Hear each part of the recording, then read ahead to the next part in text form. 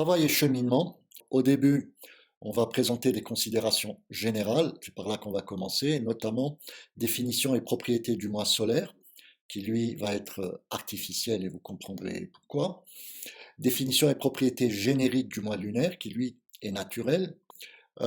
Mode de transgression artificielle du mois lunaire, donc j'insiste sur le mot naturel artificiel pour vous mettre en condition, bien sûr. Cause principale de la transgression, usage d'un temps de référence précurseur au lieu du temps effectif, donc c'est très important. Application à l'islam, définition unique, universelle et décentralisation régionale du calendrier que j'ai appelé Cal 1 dans le monde, qui est le calendrier solution, le calendrier IMSEC. Comment concilier le calendrier du jour IMSEC et le calendrier de la nuit, Laylatul Qadr. Définition et propriétés des quatre calendriers artificiels utilisés actuellement pour les musulmans et qui posent tous des problèmes. Utilité fonctionnelle du schéma représentatif H24-1T. Donc H24-1T veut dire 24 heures en un tour. C'est un petit peu le schéma que j'ai conçu pour pouvoir vous donner en un seul coup d'œil l'information et l'explication qui va avec. Donc il y a toute l'information pertinente en un seul coup d'œil dans ce schéma. Discussion, analyse des carences par rapport au texte scripturaire. D'abord le jour légal, postulat qui est contre nature du jour débutant la nuit, qui n'a rien de légal. Et le hadith de l'observation du Levant est hors du champ d'application aujourd'hui dans un monde connecté à l'information. Conclusion et challenge, ou si vous voulez, c'est le petit quiz dont je vous avais parlé au début pour fixer les idées. Alors nous allons passer au nouveau chapitre, considération générale. Nous allons commencer par la définition des mois artificiels du calendrier solaire. Donc on va voir comment on construit le mois solaire et notamment il faudra se rappeler que dans ce cas ce sont les jours qui définissent le mois. C'est comme ça qu'on peut caractériser le mois solaire. On va voir pour le mois lunaire c'est différent. Nous allons donc examiner ce qui se passe sur une année, 365 jours, qui est un temps naturel qui est lié au temps de rotation de la Terre autour du Soleil. Et nous allons égrener les jours et voir comment on construit les mois. Premier jour de l'année, deuxième jour, troisième jour, quatrième jour, etc. Puis 31e jour, et là, on ferme, on arrête le compte et on dit que ces 31 premiers jours de l'année vont constituer le premier mois de l'année, et peu importe si le nom c'est le mois de janvier. Alors même chose pour le mois de février, premier jour, deuxième jour, troisième jour, etc. jusqu'au 28e jour, donc qui représente en fait le 59e jour de l'année. Et là, on arrête le compte et on dit que les 28 prochains jours de l'année, qui suivent le mois de janvier, appartiennent au mois de février. Idem pour le mois de mars, premier, deuxième, etc. Donc les 31 jours suivants, le mois de février, constituent le mois de mars. Alors, justement, en ce qui concerne le mois de février, pourquoi il est à 28 jours et pas à 30, c'est tout simplement parce que l'homme a été gourmand. C'est-à-dire que quand on a une année qui fait 365 jours et qu'on veut constituer 12 mois, on sait d'emblée qu'il faudra constituer 7 mois à 30 jours et 5 mois à 31 jours.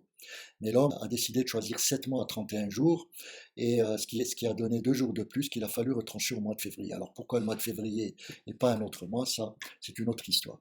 Alors que faut-il conclure de cette construction? C'est que le mois solaire, donc, on a vu qu'il est constitué d'une suite de jours ordonnés, choisis par l'homme, donc choisis artificiellement par l'homme, parce qu'il n'y avait pas d'autre alternative à cette solution. Ce qui est naturel dans le calendrier solaire, c'est la durée de l'année, mais il n'y a pas d'équivalent naturel à 30 jours. L'homme a été obligé de se substituer à la nature.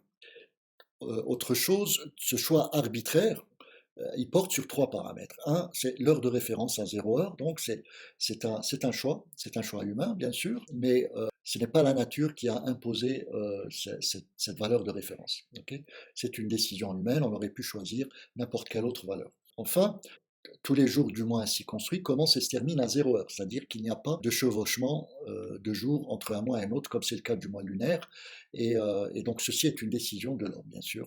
Et enfin, la durée du mois, elle est imposée par l'homme, début, fin du mois, 31 jours, 28 jours pour le mois de février, etc., dans cet ordre-là. C'est une décision de l'homme, ce n'est pas la nature qui a décidé. Et comme conséquence de cette construction, on voit que la durée du mois est proportionnelle au nombre de jours. Si le nombre de janvier a 31 jours, eh ben, sa durée, c'est 31 jours fois 24 heures égale 744 heures. Donc ceci est une conséquence de cette construction artificielle que l'homme n'avait pas d'autre choix que de faire. Alors, nous allons voir maintenant que pour le mois lunaire, c'est différent. On va faire un petit rappel. Tout d'abord, durant l'année de révolution du système Terre-Lune autour du Soleil, les trois astres Terre, Lune, Soleil vont se retrouver alignés 13 fois, soit 13 conjonctions lunaires.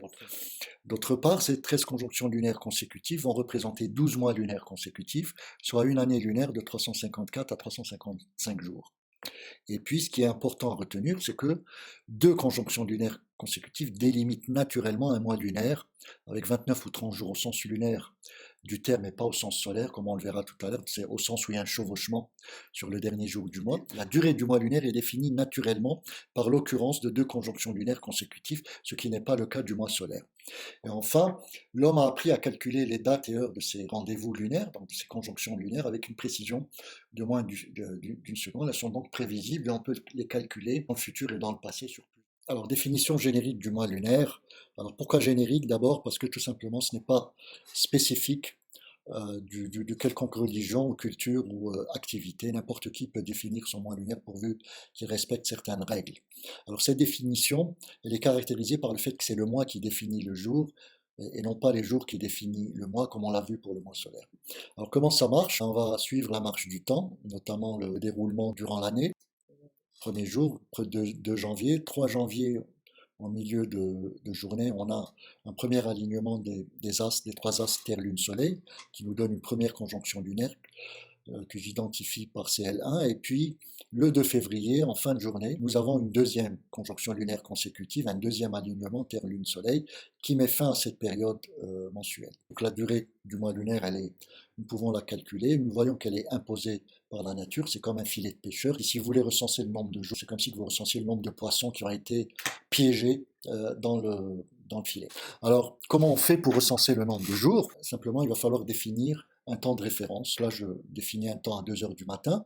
Donc, bien sûr, c'est juste un choix, c'est un choix arbitraire, mais en général, il doit correspondre à un temps effectif, un temps d'activité. Donc, par exemple, juste pour fixer les idées, imaginons qu'on soit payé au mois lunaire au prorata des jours travaillés. Donc, les jours travaillés commencent à 2 heures du matin, c'est des night shifts, et à ce moment-là, il suffit simplement de comptabiliser tous les jours qui commencent à 2 heures du matin pour savoir combien on va être payé. On va reproduire toutes les barres qui correspondent à 2 heures du matin. Si on recense le nombre de ces barres rouges, on va en trouver 30. Ça veut dire qu'on aura, en définitive, pour ce mois, pour cette durée, entre ces deux limites, CL1 et CL2, imposées par la nature et non pas par l'homme, on va avoir 30 jours qui vont commencer à 2 heures du matin. Donc ça fait 30 jours de salaire. Pour le mois d'après, ben voilà, donc on a le premier jour qui commence le 3 février et qui va se terminer avec la conjonction lunaire, ici dans l'exemple qui va être prise le 4 mars. Voilà, donc là on a la troisième conjonction lunaire de l'année et à partir de là on recense toutes les barres rouges, donc tous les jours commençant à 2 heures du matin entre le 3 février et le 4 mars et on trouve qu'il y en a 30 jours. Ce qu'on a fait, c'est très simple. Là, on a comptabilisé, si vous voulez, tous les jours qui commencent à 2 heures du matin et qui sont inclus dans les limites temporelles définies par conjonction lunaire 1 et 2, qui sont propres au mois lunaire. Et celles-ci donc, vont être prises en compte dans le recensement des jours. Si vous avez d'autres activités à d'autres temps de référence, ben, il faut leur définir leur propre calendrier. Alors dans ce cas, on a, par exemple, entre le 4 janvier et le 2 février, 30 jours pour le premier mois, et aussi 30 jours entre le 4 mars et le 3 février pour le mois lunaire suivant. Okay. Alors, ce qu'on constate aussi, c'est que le dernier jour du mois est toujours à cheval entre 2 mois, hein, donc ici. Donc là, on parle du mois lunaire. Le jour lunaire, il commence à la barre rouge à 2 heures du matin, il se termine à 2 heures du matin le lendemain. Donc vous voyez que la conjonction lunaire intervient. Elle coupe le jour dans une certaine proportion et on voit que le dernier jour va toujours être à cheval entre les 2 mois lunaires consécutifs. Et puis, contrairement au mois solaire, la durée du mois lunaire n'est pas proportionnelle au nombre de jours. Si on a une durée qui est longue, ça ne veut pas dire qu'on aura un nombre de jours qui est grand.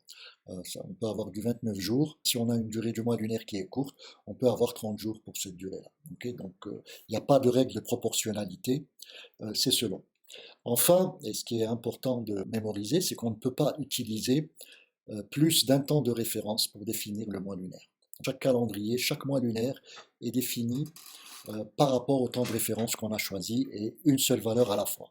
Donc si vous êtes intéressé par plusieurs temps de référence, il faudra leur attribuer plusieurs calendriers. Voilà, donc nous en venons au résumé de la définition générique du mois lunaire. Donc ce qu'on peut dire, c'est que le mois lunaire recense le nombre de jours entre deux conjonctions lunaires consécutives qui commencent à un temps de référence choisi TRF. Mais ce qui est libre de choix, c'est le temps de référence. Par contre, les deux autres paramètres sont imposés par la nature, contrairement au calendrier solaire. Le paramètre TRF, lui, il est bien sûr, il est libre dans l'absolu, libre de choix, mais il peut être aussi bien fixe que flottant. Fixe, si on prend une heure déterminée, comme on l'a fait par exemple 2 heures du matin, et flottant si sa définition est constante dans le sens coucher du soleil, lever du soleil, mais chaque jour, on sait que ça va glisser d'une minute, 2 minutes, soit en augmentant, soit en diminuant. Les deux autres paramètres, qui sont colorés en rouge et bleu, donc ceux qui fixent la durée et ceux qui fixent le recensement du jour en commençant, ben, sont fixés par la nature. L'homme n'a aucun contrôle possible sur eux, à moins de modifier quelque chose au niveau des astres même. Et puis finalement, la définition générique du mois lunaire sera confondue avec le choix de TRF, c'est-à-dire on ne va pas répéter quels sont les paramètres qui sont flottants, on sait que le seul paramètre qui est libre de choix, c'est le temps de référence, donc à chaque temps de référence va correspondre à une définition et avoir des conséquences sur le calendrier relatif. Voilà, donc nous allons discuter maintenant des propriétés des mois lunaires naturels, qui est une caractéristique importante. Donc je vous ai présenté un exemple, donc on va voir ce qui se passe avec le calendrier M9 sous deux conditions, avec deux temps de référence différents, T1 et T2. Alors, donc, on voit qu'ils ont les mêmes limites temporelles, donc ils commencent au même moment, ils se terminent au même moment et ils ont la même durée. Et alors, j'ai oublié de dire que DNM9, c'est la conjonction lunaire, c'est Dark New Moon. Et Dark New Moon, donc en anglais, c'est la nouvelle lune obscure qui intervient au début du mois, donc, et ceci par opposition à la nouvelle lune visible qui intervient plusieurs heures après lorsqu'on on observe le croissant lunaire. Voilà. Ce qu'on voit, c'est que ces deux calendriers vont être en termes de durée identiques. Par contre, en termes de temps de référence, ils vont être différents, puisque vous voyez que le temps ici est décalé par rapport à celui-là. Du fait que les temps de référence soient différents, ben, les temps T1, T2, les durées, si vous voulez, T1, T2, T3, T4, vont être différents. Donc, T1, ce n'est rien d'autre que la durée de vie du dernier jour de M8, avant que la conjonction lunaire interviennent. Le cycle journalier du 29e jour de M1 va se continuer pendant T2 dans le nouveau mois M9 avant que le recensement effectif ne commence. Donc T2 n'est rien d'autre que le temps de latence, le temps mort, le temps qui permet à ce cycle journalier de se terminer. Et la même chose pour T3 et T4. Donc T1 plus T2, c'est 24 heures lorsque le temps de référence est fixe et il est approximativement 24 heures à quelques minutes près si ce temps-là est flottant suivant les latitudes où on est. Et la même chose pour T3 plus T4. Alors qu'est-ce qu'on peut en conclure? C'est que ces deux mois sont naturels car ils respectent les conjonctions lunaires. Ceci est une garantie que les calendriers vont recenser tous les jours qui commencent et qui se terminent dans les limites de ces mois lunaires, sans en ajouter aucun et sans en retrancher aucun. Vous voyez que là, il y a 30 jours qui vont être recensés parce qu'ils commencent à ce temps de référence et 29 jours seulement qui commencent à ce temps de référence T. Donc en conséquence, ils ont la même durée delta T, même si les temps de référence sont différents. Par contre, les deux calendriers sont intrinsèquement différents du fait que les jours respectifs ne commencent pas à la même heure et le choix d'un temps de référence pour un usage donné est constant, quel que soit le temps de référence fixe ou flottant. Ce choix ou cette définition ne peut pas changer à chaque conjonction lunaire. Alors maintenant, je vais présenter une nouvelle notation de T2 et T4, les temps de latence, que je vais appeler delta T0 pour les besoins de l'étude que je vais vous montrer. Donc je vous ai fait une nouvelle image, par exemple, où je représente le mois de Ramadan, le mois de Chouel, et puis les conjonctions lunaires qui les séparent, celle-ci, et puis celle-là, et Chaban, pardon, et puis conjonction lunaire qui sépare ici et là. Voilà. Alors, ce qu'on voit, c'est que le T2, dans ce cas, c'est le delta T0 qui est là, qui est le temps de latence du dernier jour de Chaban, et T4, delta T seconde 0, c'est le temps de latence du dernier jour de Ramadan. Et on voit aussi, par la même occasion, que le mois de Ramadan, finalement, il a un temps qui est effectif, c'est celui qui est directement responsable des jours associés, qui sont recensés dans le mois.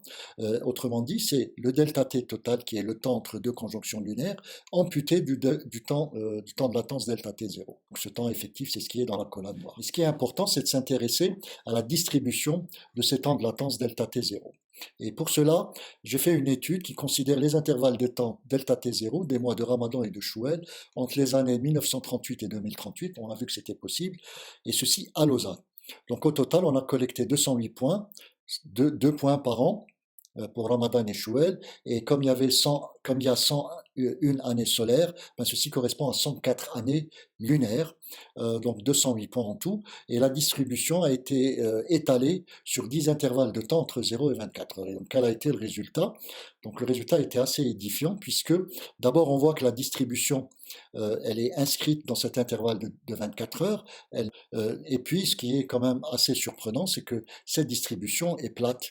Donc elle est uniforme, et ceci a une signification. Ça veut dire que les valeurs du temps de décalage delta T0, ils sont équiprobables. C'est-à-dire que vous avez autant de chances de mesurer un temps d'une minute que d'une heure, que de 2 heures, que de 10, 15 ou 20 ou 24 heures. Alors ceci a son importance pour la discussion plus tard, puisque cette uniformité de la distribution, eh ben, elle nous dit tout simplement que la nature est bien faite et qu'il n'y a aucune raison d'exiger que ce temps de latence delta T0 doive être supérieur à une quelconque valeur minimum. Voilà, donc maintenant nous allons examiner quelles sont les relations qu'on a entre définition de calendrier mensuel et le calendrier mensuel lui-même. Donc imaginez qu'il y ait n personnes, mettons 10 personnes, qui choisissent chacune une définition donnée, donc un temps de référence différent que j'ai noté TRF 1, 2, 3 jusqu'à n. D'accord? La question qui se pose, c'est à chaque conjonction lunaire, localement, là où on est, combien de premiers jours on va avoir? On va avoir que 2 premiers jours possibles comme premier jour du mois. Donc on a uniquement 2 possibilités de premiers jours à chaque conjonction lunaire. Comme il n'y a que 2, donc forcément l'une sera au plus tôt et l'autre sera au plus tard. Donc si le premier jour c'est aujourd'hui au plus tôt, le premier jour au plus tard sera demain. Et si aujourd'hui c'est le premier jour au plus tard, ça veut dire que le premier jour au plus tôt sera hier. Maintenant, examinons ce qui se passe à l'échelle de 2 conjonctions lunaires consécutives, c'est-à-dire à l'échelle du mois.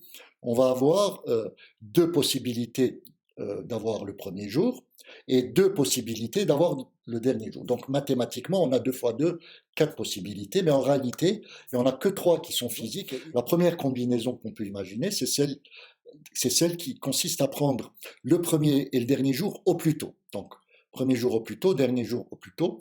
Dans ce cas, le mois contiendra 29 jours. Si on prend le premier jour et le dernier jour au plus tard, donc ça va être le même calendrier, mais pris un jour en retard, la durée va être de même 29 jours. Par contre, si on prend le premier jour au plus tôt et le dernier jour au plus tard, alors vous comprenez bien qu'on va avoir un jour de plus.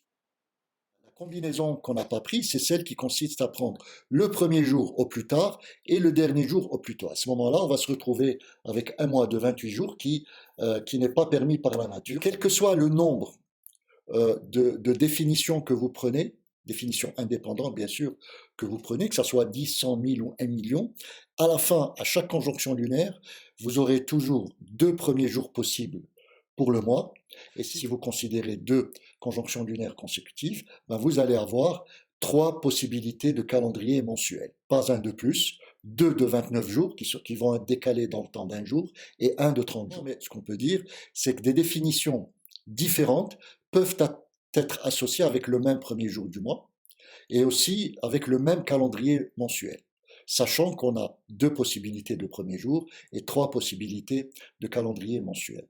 Donc à partir de là, on va se dessiner 2 relations d'appariement simples et doubles des définitions à partir des temps de référence. Cette condition d'appariement, elle est entièrement calculable et nous allons le voir dans les représentations H24 int que je vais vous présenter tout à l'heure et qui vont bien expliciter le schéma. Donc dans ce cas-là, qu'est-ce qu'on a? Eh bien, on a les n définitions possibles qui, elles, vont se regrouper en 2 groupes. Le premier groupe, par exemple, lui va pointer vers le premier jour du mois, au plus tôt, et puis l'autre deuxième groupe, donc les choix qui restent, ben eux, ils vont pointer vers le premier jour au plus tard. Et il n'y a pas d'autre possibilité. Donc on a bien une relation d'appariement simple sur une conjonction lunaire qui va impliquer deux groupes de définition TRF. Alors bien entendu, ça va changer à chaque conjonction lunaire, c'est-à-dire que ces groupes, à la prochaine conjonction lunaire, ces groupes vont se défaire et donc se reformer différemment. Ok. Alors par exemple, à la deuxième conjonction lunaire, on va avoir trois groupes qui vont se former. Un premier groupe qui va pointer vers le calendrier au plus tôt, sur les premiers et derniers jours. Un deuxième groupe qui va pointer sur le calendrier au plus tard.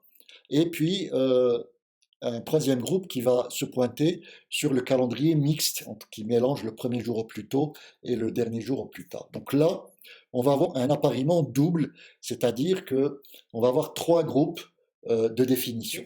Donc, à l'échelle d'une conjonction lunaire, c'est deux groupes. À l'échelle de deux conjonctions lunaires consécutives, on va avoir trois groupes. Alors, bien sûr, ça va changer chaque mois. Donc, à chaque conjonction lunaire, ces groupes-là vont se défaire et se reformer. Ce qu'il faut savoir maintenant, c'est que le schéma d'appariement en deux groupes pour le premier jour du mois et en trois groupes pour le mois en entier va se transposer au niveau du globe terrestre en deux régions pour le premier jour du mois et en trois régions pour le mois en entier. Alors les conditions de similitude qui font passer d'une ville à une région sont les suivantes. Dans une même ville, le fuseau horaire est le même, la date et l'heure de la conjonction lunaire est la même, et par contre les temps de référence vont être différents. Sur le globe, donc on va avoir un effet de fuseau horaire, donc le passage d'une région à une autre va faire que le fuseau horaire va changer. La date et l'heure de la conjonction lunaire va également changer d'une région à une autre. À ce stade-là, il faut signaler que l'événement de la conjonction lunaire, donc l'alignement des trois astres, Terre, Lune, Soleil, il va se faire à un temps unique, bien sûr, dans le ciel, si vous voulez. Par contre, il va se décliner différemment dans les horloges locales, dans les différents pays, les différentes régions. Ce qui veut dire que si une conjonction lunaire a lieu à 2 heures du matin GMT plus 0, donc par exemple à Dakar, aujourd'hui, elle a eu lieu hier à Montréal, GMT-4 à 22 heures. Par contre, la seule possibilité qu'on a pour la définition du calendrier, c'est de choisir un seul temps de référence. Alors en conclusion, le schéma d'appariement simple et double est applicable de manière similaire dans deux perspectives géographiques différentes, dans la même ville si plusieurs temps de référence sont choisis, dans le monde si on se fixe un seul temps de référence. Je vous montre ce qui s'est passé en 2020 pour le mois de Ramadan. Donc ici, vous avez deux régions, là, le premier jour au plus tôt, ici le premier jour au plus tard. Donc le premier jour au plus tôt a inclus le Canada, le Chili, l'Algérie et la Suisse. Le premier jour au plus tard a inclus la Turquie, l'Arabie Saoudite et puis la Malaisie. Entre les deux régions, il devrait y avoir une ligne bien définie. Cette petite bande, c'est une bande d'incertitude. Ce qu'elle nous dit simplement, c'est que pour tous les pays qui sont inclus dans cette région, on ne saura pas déterminer si le premier jour du mois de Ramadan 2020 a été au plus tôt ou au plus tard. Pour quelles raisons? Ceci, nous allons les discuter un peu plus tard. Pour le dernier jour du Ramadan 2020, de nouveau, on a deux régions. L'une au plus tôt que voici, et pour le dernier jour au plus tard que voilà. Et si on regarde ce qui se passe donc au niveau du mois en entier, donc on va avoir les trois régions. Donc celle-ci qui inclut le Canada et le Chili, c'était un mois calendaire de 29 jours qui a commencé au plus tôt et terminé au plus tôt. Ensuite, au milieu, la région qui inclut l'Algérie et la Suisse, c'était une région mixte qui a commencé au plus tôt avec l'Amérique et avec le Canada et le Chili, et qui a terminé au plus tard avec la Malaisie. Et de ce fait, c'était un calendrier à 30 jours. Et puis la dernière région, c'est la région du calendrier à 29 jours décalé par rapport au calendrier des Amériques, où la Turquie et l'Arabie Saoudite, la Malaisie devaient commencer un jour plus tard que les Amériques et terminer un jour plus tard que... Maintenant, la question qui se pose souvent, c'est quelles sont les différences entre calendrier hébraïque et islamique, qui a trois différences essentielles.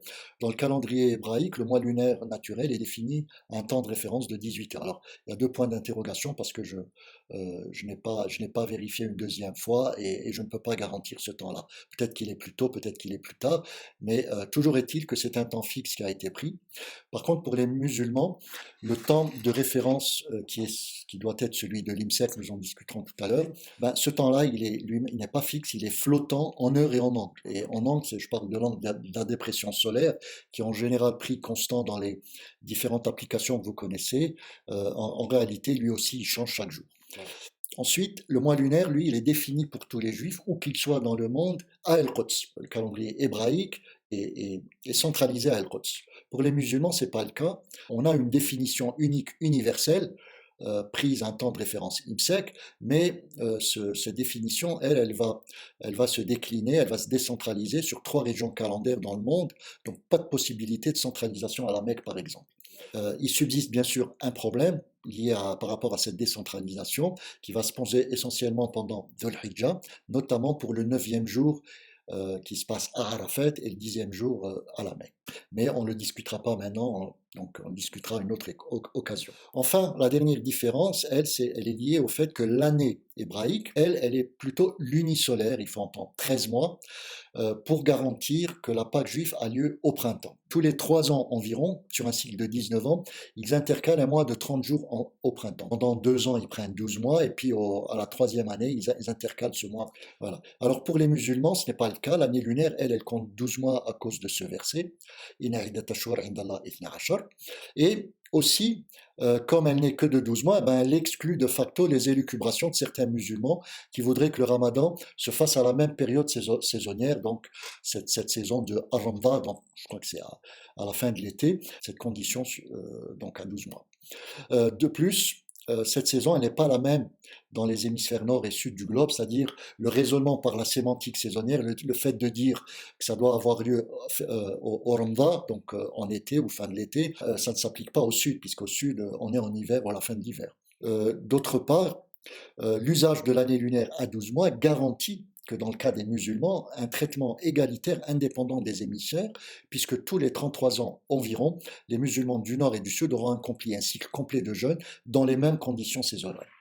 Voilà, donc nous allons voir maintenant comment on peut passer d'un calendrier normal qui respecte le cycle lunaire naturel vers un calendrier anormal, artificiel qui ne respecte pas le cycle lunaire. Et nous allons voir notamment quelles sont les conséquences et les défauts cachés associés, les défauts cachés au grand public. Alors nous allons commencer à partir d'une situation normale, d'un calendrier normal qui va recenser tous les jours commençant un temps de référence T3 et inscrit entre 2 conjonctions lunaires consécutives. Donc nous voyons dans l'exemple que M9 comporte 30 jours et M8 29 jours et que toutes les durées T1, T2, T3, T4 et delta T, le temps, la durée de vie du mois M9 sont bien définies. Alors comment on fait maintenant pour basculer vers un calendrier anormal, artificiel? Il suffit simplement de porter un coup de canif au calendrier normal en disant que le premier jour calendrier, ce n'est pas le premier, mais celui qui le suit, le numéro 2. Ce coup de canif, en fait, c'est l'ADN qui va marquer le caractère artificiel de tous ces calendriers, qui, eux, vont, indépendamment de leur interprétation, vont s'appliquer de manière différenciée selon les circonstances. Ce choix banal, en tout cas qui est banalisé par plus d'un, lui, il va générer des conséquences peu banales, et il va générer notamment 3 conséquences peu banales, 3 défauts cachés que nous allons examiner maintenant. Le premier défaut caché, c'est celui-là. Puisque le premier jour n'est pas celui-là, mais celui-là, le jour qui précède le numéro 2, c'est finalement le dernier jour du mois M8. Et en disant cela, on est en train de dire qu'on n'est pas satisfait de cette frontière naturelle, cette frontière temporelle qui sépare M8 et M9, telle que Allah Azzawajal l'a définie dans son cycle lunaire. Donc on est en train de dire qu'elle n'est pas du tout satisfaisante et qu'il faudrait plutôt la remplacer par une autre qui va satisfaire nos définitions. Donc il faudra la remplacer par une autre frontière temporelle qui va se situer entre les journées 1 et 2, quelque part ici, peu importe où, à quel moment, l'essentiel c'est qu'elle soit prise entre le jour numéro 1 et le jour numéro 2 dans le calendrier normal. Donc ceci est la première conséquence, le remplacement de la frontière temporelle naturelle par une frontière artificielle. Cette frontière naturelle, donc on va la remplacer par des pointillés, et puis on va la remplacer par une prothèse, si vous voulez, une pseudo-conjonction lunaire artificielle de la propre création de l'homme, qui se situe bien entre le premier jour ici et le dernier jour pour le mois M8. Donc dans ce cas, nous avons 2 nouveaux calendriers. M8 va compter 30 jours, M9 29 jours, donc il va se rétracter d'un jour par rapport à celui-là, puisque cette frontière n'a pas été transgressée. On a une deuxième variante où cette fois-ci ce sont les 2 frontières naturelles qui vont être transgressées et remplacées par les 2 prothèses vertes que voici, MDM9 et MDNM10. Ok. Alors dans ce cas, le mois M9, lui, va compter 30 jours, donc il va être décalé par rapport à celui-ci, tandis que M9 va garder ses 30 jours acquis ici. Ok. Donc ceci était la première conséquence. Les mois artificiels ne respectent pas les conjonctions lunaires, ils les transgressent. Donc on va briser l'équilibre du cycle naturel, du cycle lunaire naturel, tel qu'il avait configuré Allah Azza wa Jal, et nous allons le remplacer par le nôtre. Ensuite, deuxième conséquence, les mois artificiels ont des durées indéterminées, contrairement aux mois lunaires naturels. Effectivement, nous pouvons voir ici que contrairement à ce cas là où toutes les durées sont déterminées, ben ici les durées ne sont pas déterminées. Le mois M9, lui, sa durée elle est inscrite entre la conjonction lunaire DNM10, qui elle est complètement définie, et la conjonction lunaire MDM9, pseudo-conjonction lunaire artificielle, qui elle n'est pas du tout définie. Et idem, ici, dans ce cas, nous avons les deux prothèses. Donc il suffit de transgresser une conjonction lunaire, une frontière temporelle, une frontière naturelle, pour rendre indéterminée la durée des mois artificiels.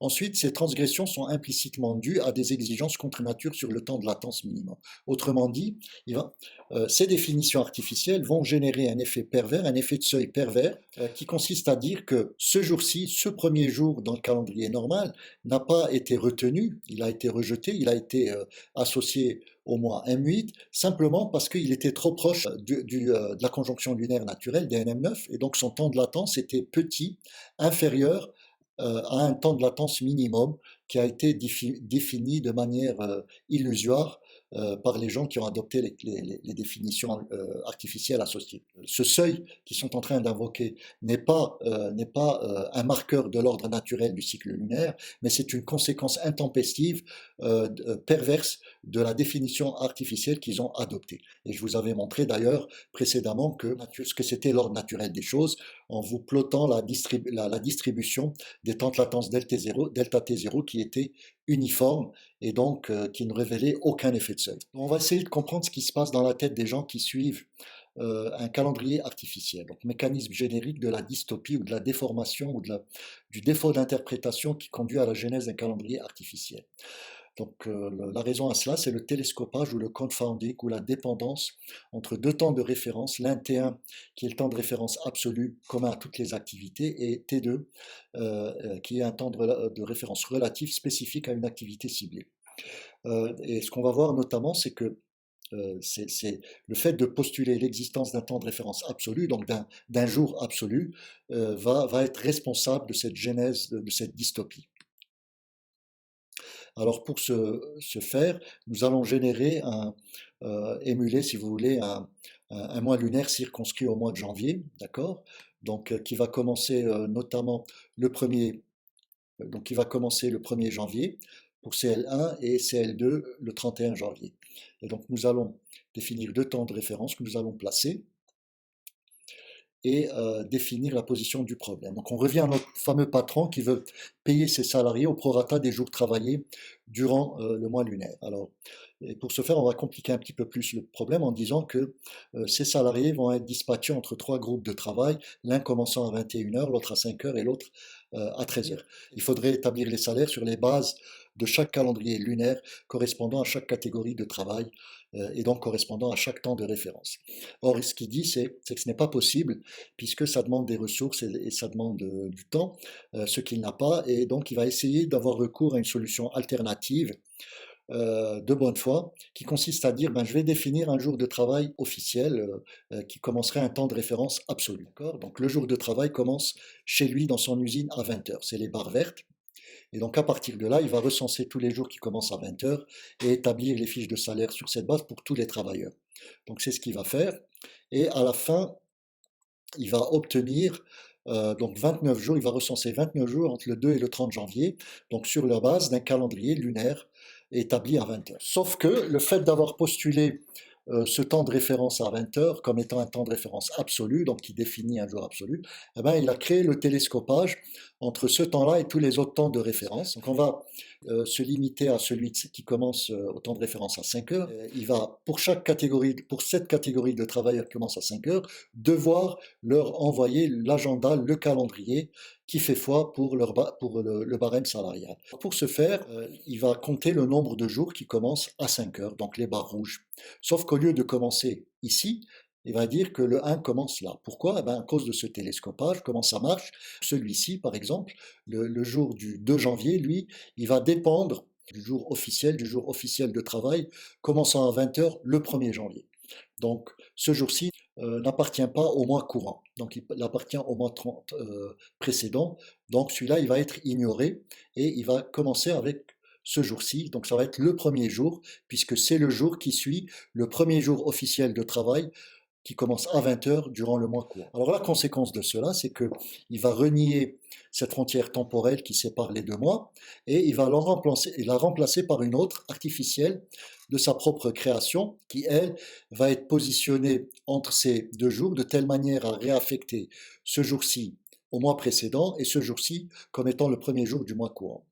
Donc ensuite, à partir de là, il va établir un calendrier artificiel qui va recenser 29 jours entre le 3 et le 31 janvier, en référence à ce temps de temps T2 de 5 heures. Donc voilà la liaison, la relation entre le télescopage entre deux temps de référence et la genèse du calendrier artificiel. Bien sûr, s'il n'avait pas utilisé ce télescopage entre les deux temps, et donc c'est ce qu'il aurait dû faire, il aurait généré un autre calendrier lunaire naturel à 5 heures qui lui va recenser 30 jours entre le 2 et le 31 janvier. Donc voilà, donc en conséquence, ce qu'il faut retenir, c'est que l'origine de l'anomalie qui génère le calendrier artificiel, c'est le postulat de ce temps de référence absolu, de ce jour absolu, puisqu'on se retrouve dans ce cas avec deux calendriers simultanés, l'un naturel, l'autre artificiellement induit par le premier, donc se référant respectivement à des temps différents, T1 et T2 dépendants. Alors le calendrier rouge est artificiel, c'est ce qu'il ne faut pas suivre, et c'est une dystopie du calendrier orange, qui lui est naturel avec un temps de référence relatif, spécifique à l'activité, et lui, il est obtenu dans des conditions indépendantes de T1, du temps absolu, soit hors télescope. Voilà, là on en arrive au troisième point qui est un petit peu l'aspect psychologique du problème. Contrairement au calendrier solaire où on peut effectivement définir un temps de référence absolu, un jour absolu, et qui est admis de tout le monde et pour lequel il n'y a aucune conséquence néfaste puisque à la fin on a un calendrier solaire qui est unique, universel, applicable dans toutes les régions du monde. Pour le calendrier lunaire, ce n'est pas le cas. Définir un temps de référence absolu pour les calendriers lunaires, il est inapplicable et même n'a pas de sens du fait de l'existence de conditions d'appariement double qui ne peuvent pas être toujours réalisées. Donc voilà.